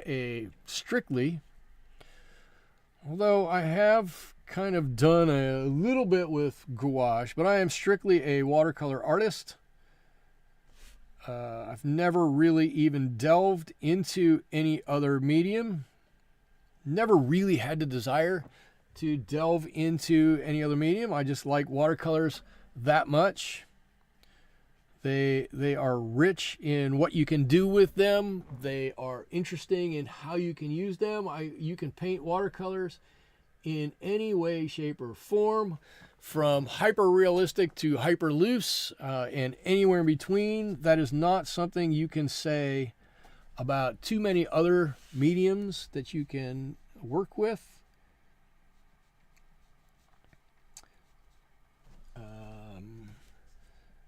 So having said that, right, if you have anything, throw it out there.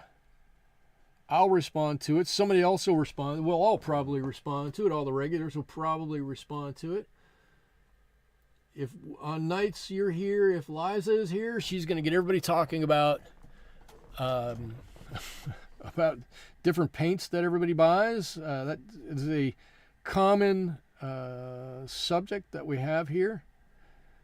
I mostly, although I do have some from other manufacturers, I mostly use M-gram paints. I started with my M-gram paints 15 years ago and absolutely fell in love with them and don't really want to paint with anything else. I do have several other paints. I just haven't found anything that, for me, in my style, that resonates with me quite like the M-gram paints do. But I do have some Daniel Smith, and I have some Winsor Newton, and I have all of the normal ones that everybody else has.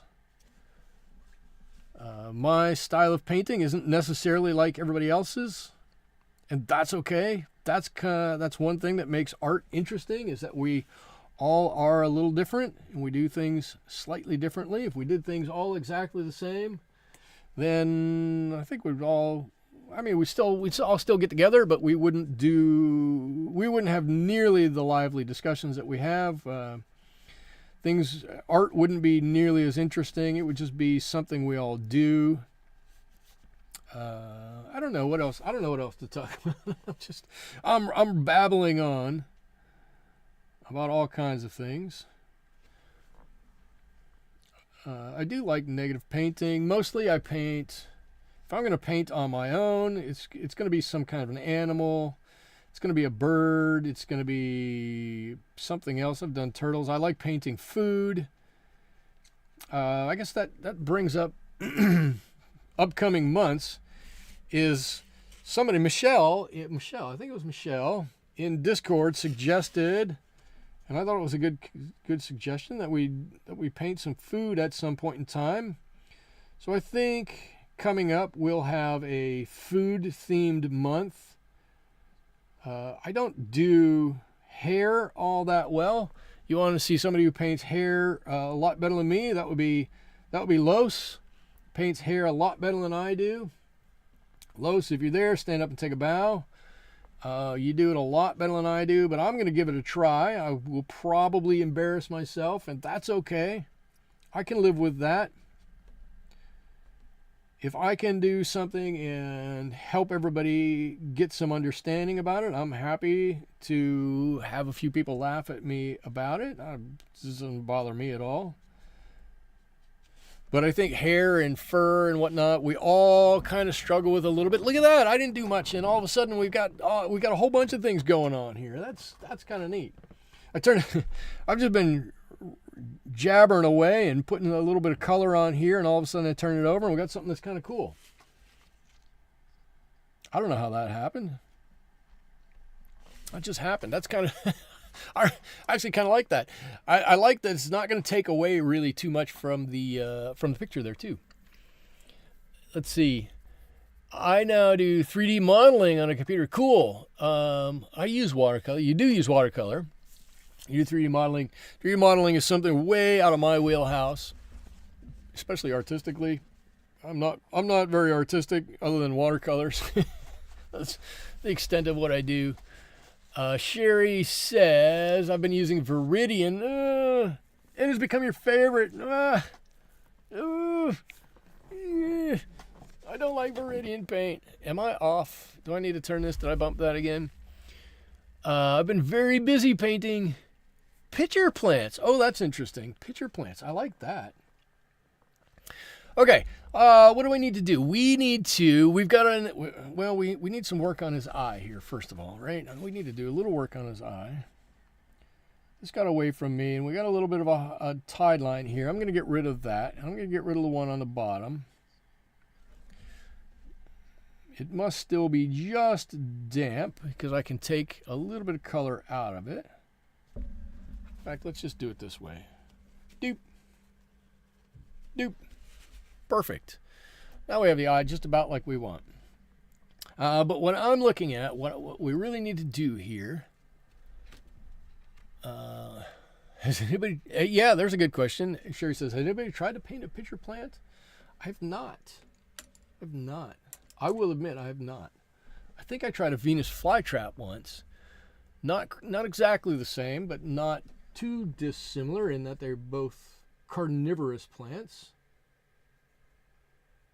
Let's see, a little bit of this purple. Okay, I want just a little bit darker. So what we're going to do here is we're going to hope this is really dry, and I'm going to glaze over the fins.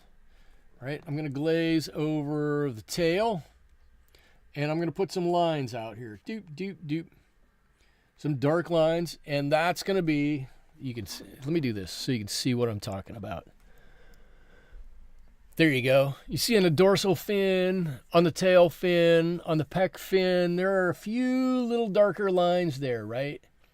Something that indicates some structure. What do you call it? Some ribbing. There you go. Something that indicates a little bit of ribbing back there. So that's what I want to get on there. So I want to, first of all, I want to make sure it's nice and dry.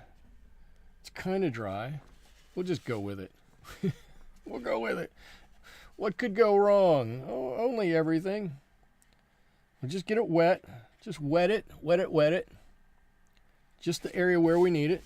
I'm going to let it sit for just a second. Gonna make some modifications to my colors. Get something we want, and with any luck, ooh, it's still got a little bit of a shine on there. Can you see it? I don't know if you can see it. It's got a little bit of a shine yet.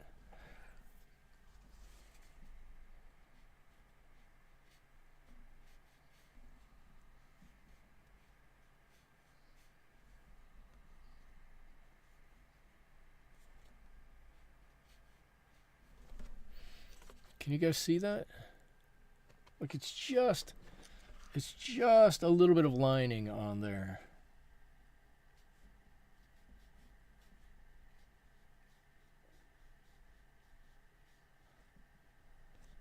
Just that little bit. I don't want a whole lot more than that. I really don't. All right, let's try the same thing up here. I'm going to turn it upside down.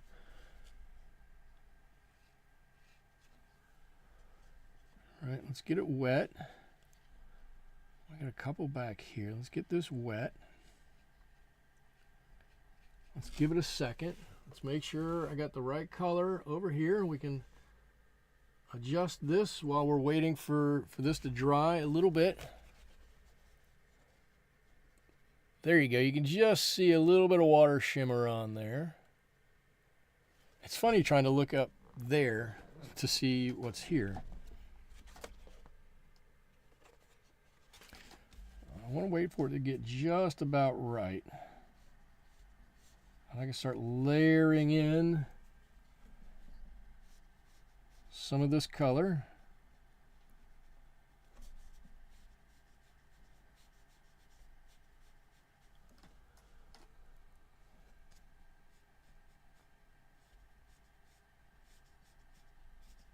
And I'm doing it when it's wet because I don't really need a hard line in there. Right? If I wait for it to be dry, I'm going to get a hard line, and that's not necessarily what I want. I want that nice, soft line in there. I think I've got that.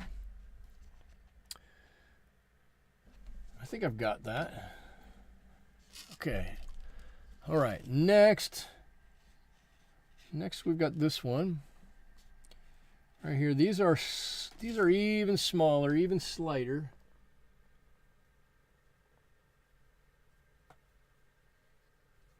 Not much to these ones at all. Still a little bit wet. Briz says, is that a clownfish? It is a clownfish. It is a clownfish. I don't know if I'm happy that you recognized it or I painted something that you recognized. It's a clownfish. It is. That's the official flower of my home province in Canada. Well, the pitcher plant is the home province of your. The pitcher plant is the official flower of your home province in Canada. That's cool. I don't even know.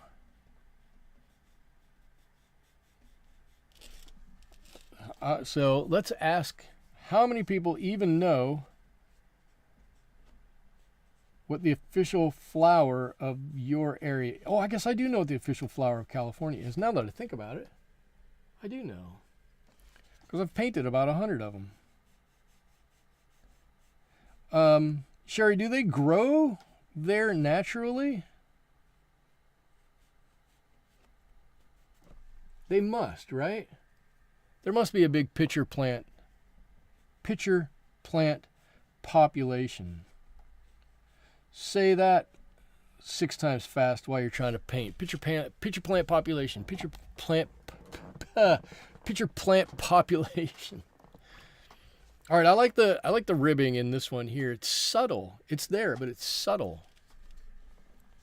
It escaped me for a little bit, but the official flower of California is the poppy. It took me a minute to remember that. And we just came through a big poppy bloom, and they were fantastic. Do pitcher plants get flowers? Right, I know they have a pitcher and a little top on them and stuff crawls in them, but do they also flower? That I don't know. That would be cool if they did.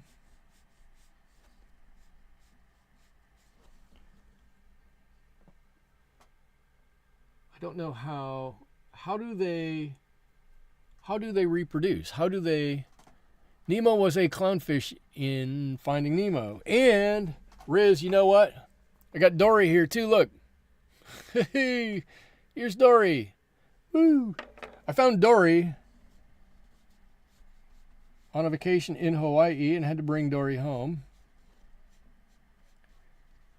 Because I'm coming to you right now from Dori's hometown. If you watch Finding Nemo 2, she is from where I live. So I had to bring her home. It was like a duty. Yes, they do flower. Yes, they do flower. Okay, cool.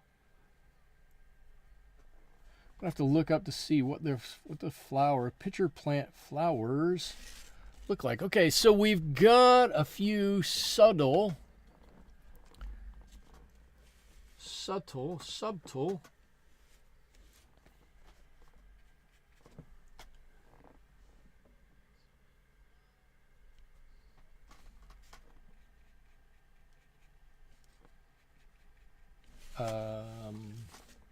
ribs on this fish. And yes, I'm stalling a little bit. Yes, I am stalling just a little bit. I'm going to put a little bit more dark right there. And this maybe comes a little further up than I thought it would. Maybe it comes up there a little bit further.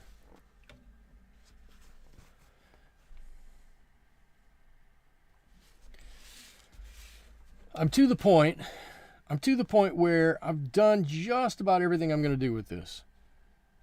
We're going to refine a couple of things. We're going to refine a couple of areas. We're going to make it look just a little different here and just a little bit there. And we're going to think about what needs to change. Right? Does the blue need to be darker? Do we need to do anything with the anemone back here? I'm actually kind of happy with the anemone back there.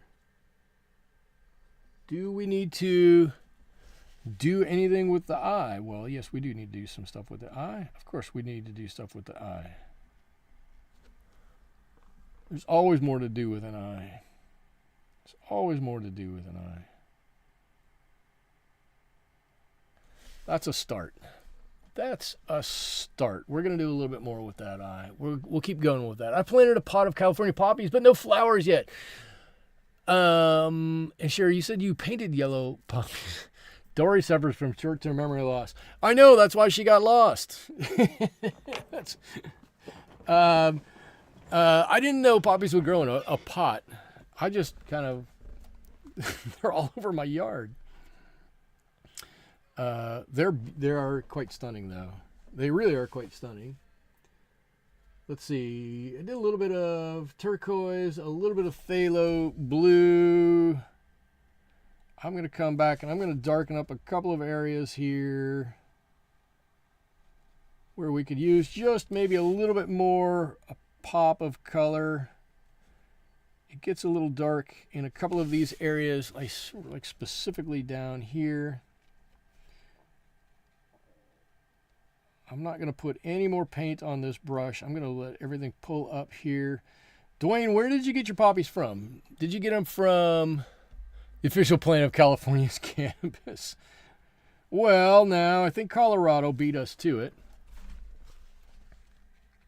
I'm not saying you're necessarily wrong. There's a lot of it in California, but I think that the Colorado beat us to that. Let's see, maybe a little bit darker up here, and then let it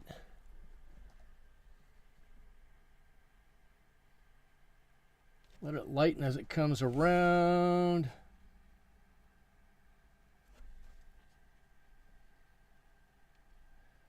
If you brush up into your color, ooh, that's starting to look even better now. The only thing I don't like is I need to extend this dark down. I feel like I need to extend this dark down a little bit to match that, right? Or I need to lighten that up a little bit. I think there's a little incongruity in there. Just ever so slightly incongruous. We need to do a little bit more than that. More of matching that up. And I'm going to make it a little bit darker underneath here. I'm going to not be afraid of this dark. Don't be afraid to make your darks dark. Don't be afraid to let your lights be light. I'm going to live by what I say all the time, and I'm going to make this my darks dark, my lights light, and we're going to live by it. And to tell you the truth, I think it's making the picture look a little bit better. I really do. I think it's looking better because of that. It's a hard thing to do because you look at it and you go, oh, if I make that too dark, it's going to ruin it. Oh, it's going to look weird. And it's kind of not looking weird. It's kind of looking okay, right? I think it's looking pretty good. This is pretty dark under here. I'm okay with that being dark under there. I'm going to put a little bit of color up here.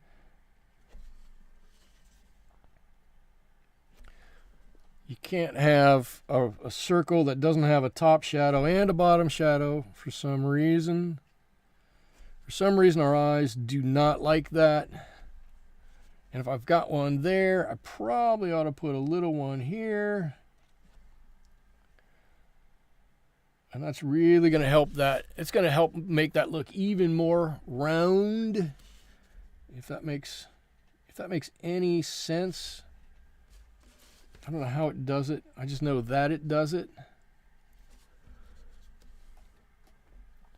Looks like my stream is getting a little squirrely again. We're almost done, I promise. I promise. We are almost done here. Come on back to life, computer.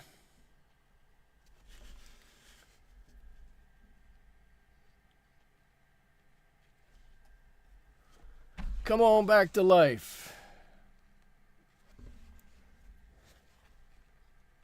I'm going to open an Amazon store and I'm going to put on a network switch or something like that on my Amazon store.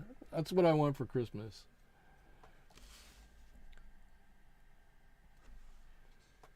That would be a good thing to get me, I think.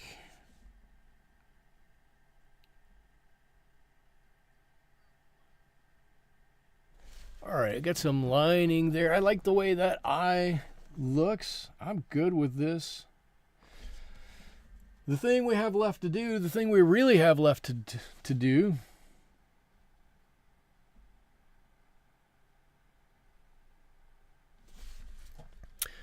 the thing we really have left to do, believe it or not, is our black, right? We need a different layer of this black on here. We got to put some new black on here. If we don't put any black on here, we're going to be in deep trouble. We need some additional black on here. So we've got that gray on here. I'm going to mix a little bit of Payne's gray with my black. And I'm just going to go for it. And we're going to see how that black is going to look.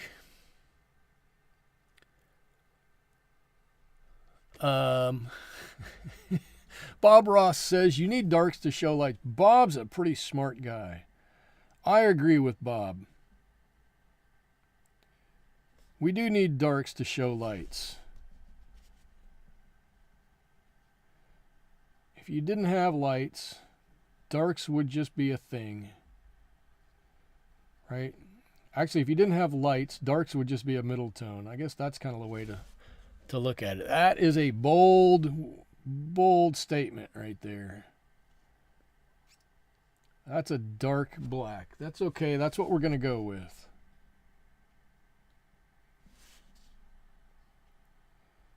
Because I think I need a dark black. I mean, black is black, right? Black is a dark color to begin with. We're going to need something really dark when we get to the thin lines here. When we get to these really thin areas, we're going to need that black to be nice and black. So we might as well lean into that black being black right now. And if anybody's back or if I went away, I'm sorry about that. Again, I haven't figured out what's causing it. When I was streaming during COVID, it was horrible.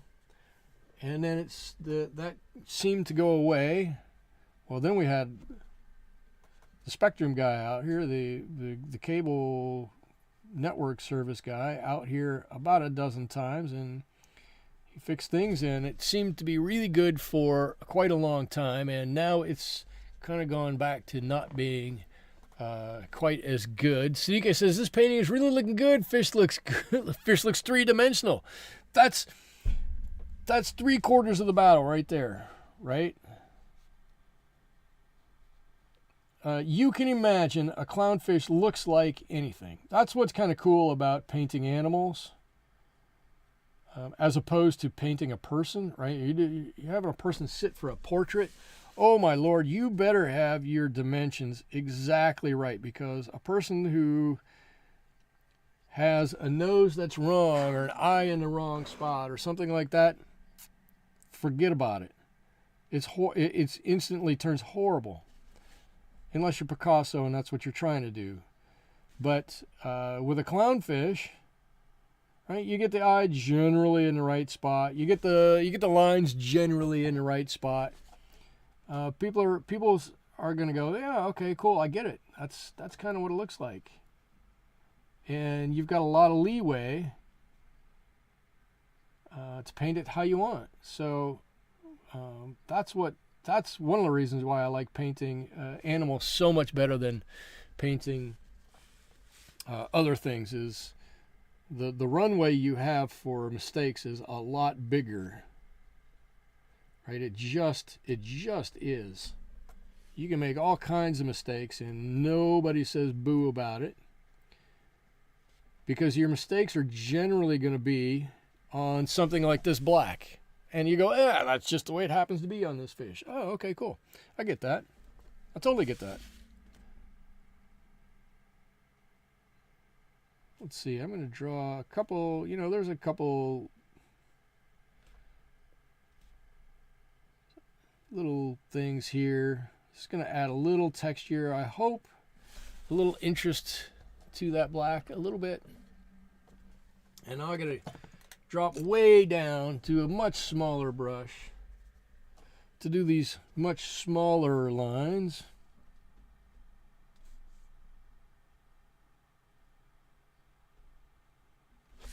And I'm going to try to be really brave with this. And sometimes if I do them a little bit more quickly, I can do them a little better. I don't know if anybody else has ever seen that. If you take your time, you sometimes think too much about it, and it makes it that much harder. But if you kind of do it quickly, you can do it quickly and it's going to look that much better.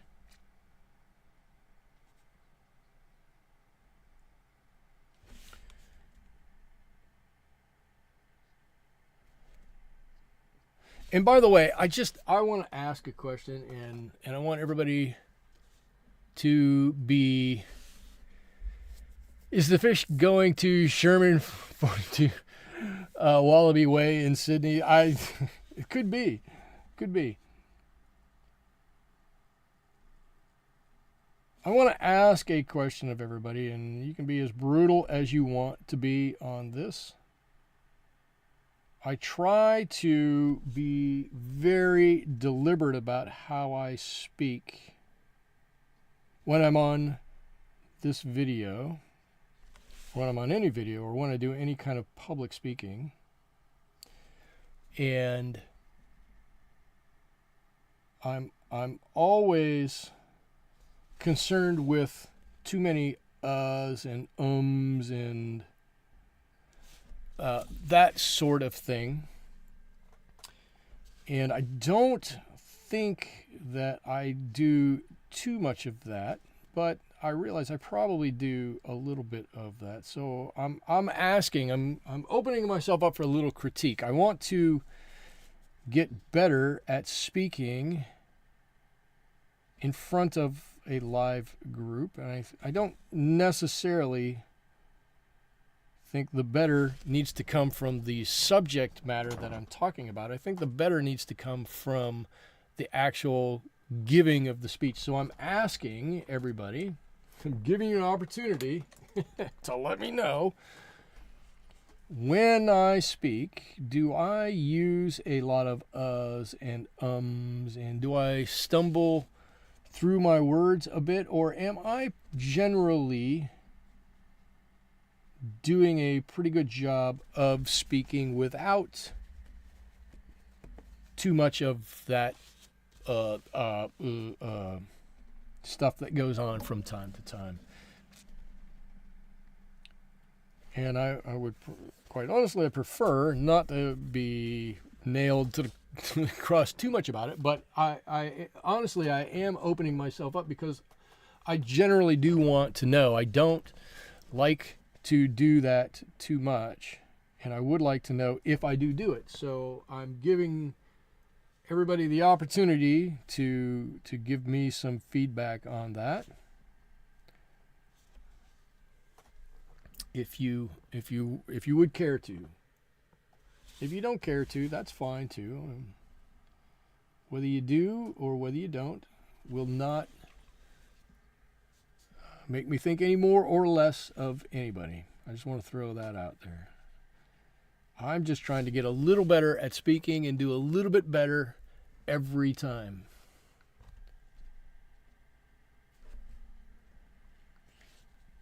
And if I'm being completely honest, I don't think I do a whole lot of that here. But when I go to my work and I do some public speaking, I think I do a bit more of it there, and it really bothers me. It really bothers me.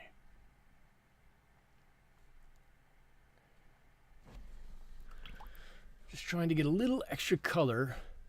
I do well speaking. Okay. Sherry says it's finally unfrozen.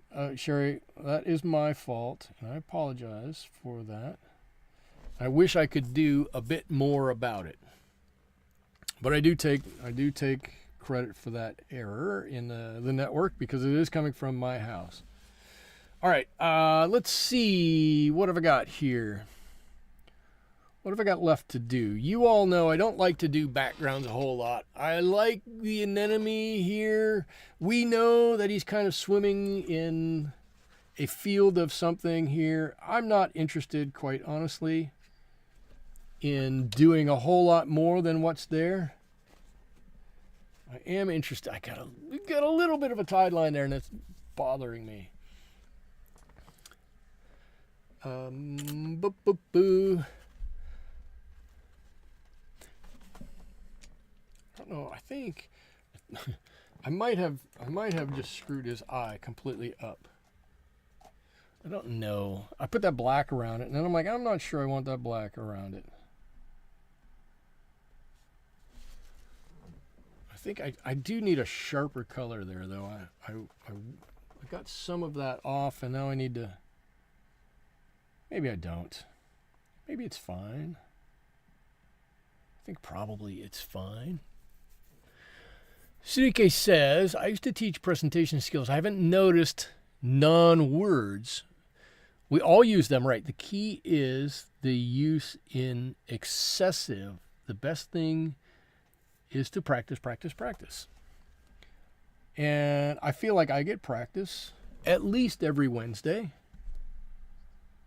I know there is, or at least was, one person from my office watching tonight.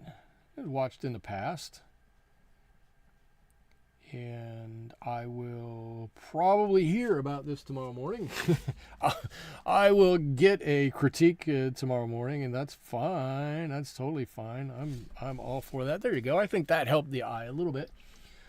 I'm going to cheat putting a highlight on today.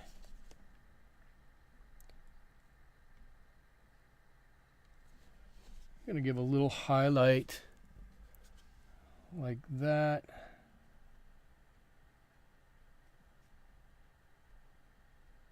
A little more, I don't know, a little something something there. A little something something.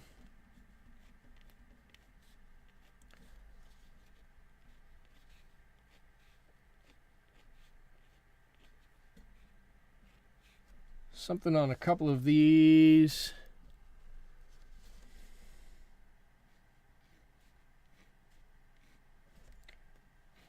Not a super lot of highlights, but just maybe enough, right?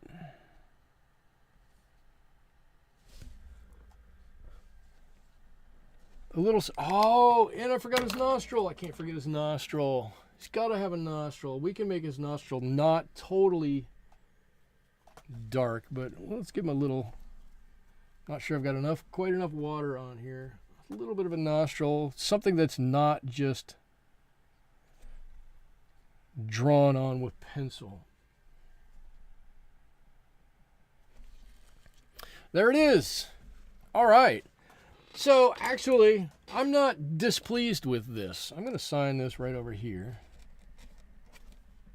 I'm not displeased with this. I don't know that this is my best work, and I think if I were to do it again, there are definitely things I would do differently. But I think we captured the heart of this starfish. Oh, the heart of this clownfish. Oh, Margaret says, I have not noticed any of those parasite words in your live streams. So from my perspective, you're a great speaker. Thank you. I doubt I could do that well, speaking and making sense while also painting. I'm not I'm not sure I do a whole lot of making sense while I'm painting and speaking. I just whatever comes in comes out. Okay, let's take a quick look at this. Where's my blue pointer paintbrush? All right, so right off the top, before we get into anything else, this fish pops off the page, right? Has to do with orange and purple, right? Complementary colors. Having that purple back there, I knew I was gonna, when I saw that image, I knew we had to do that purple background. I don't always like to do backgrounds, but I knew that had to be there because that, even if it's light like this, it's gonna make this fish just pop right off the page, which it does. Fantastic. I love it. Absolutely love it.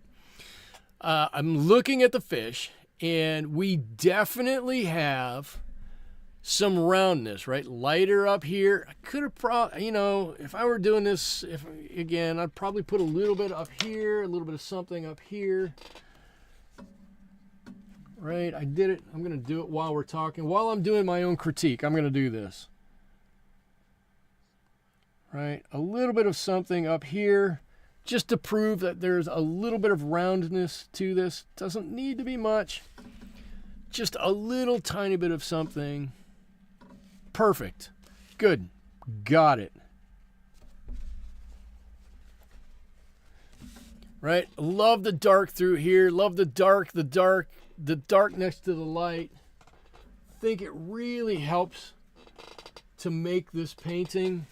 Gotta have that little bit of dark next to that little bit of light. Without that dark next to that light, we just don't have the cool painting. We just have something that's a painting, right? It's that dark next to that light, the dark next to the light, the dark next to the light, the dark next to the light, the dark next to the light. It's that starts to differentiate the different levels in the painting. Right? If we don't have that, we just have something that's flat. We might as well paint on a sheet, right? Paint on, one layer deep. This is lighter than that. This is lighter than that. This is lighter than that. Means this fin sticks out. Boom, it pops off. This is all orange, pops off from behind here. This blue, I'm actually glad we came back in and put that blue and this blue back in here. That blue with this lighter color here means that this just curls under. There's a dark shadow under here, and it carries through, right? The shadow under the eye, the shadow under the mouth, under down here to the chest or to the belly, carries through all the way back here, all the way to the tail fin. Love it. Absolutely love it. It adds a nice layer of continuity to the whole thing. Uh-oh, you know what? How did we forget? We forgot a whole dark line here. How does that happen? Look, hold on a minute. We're not done yet. We're not done quite yet.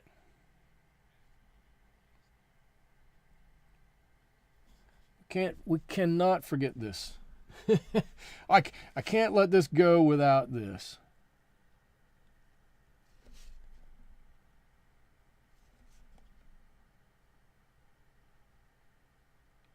There we go. Now we've got all of our lines, and that actually helps with our blue there a little bit. Okay, there's all of our lines. And I don't know where I was at. I like the ribs on the fin here. I like the subtle ribs on the fin here. I think back here, if I were to do it again, I'm doing it on a Saturday afternoon or something, I'd probably re-wet this again and add these in a little heavier, or I would put them in dry and try to smear them off a little bit. Maybe make these a little bit more for an hour. Oh my Lord, for 2 hours and 17 minutes. Wow, for 2 hours and 17 minutes, I think they're pretty good. And it doesn't take away from it. We all know it's the tail fin, it's the end, but we could have a little bit more definition in there. In fact, we can try to help that along just a little bit if we just add a couple lines here. Maybe that will help it along. Just enough to show that there's a little bit more there. Other than that, I really like it. And I'm stopping there. I've signed it already.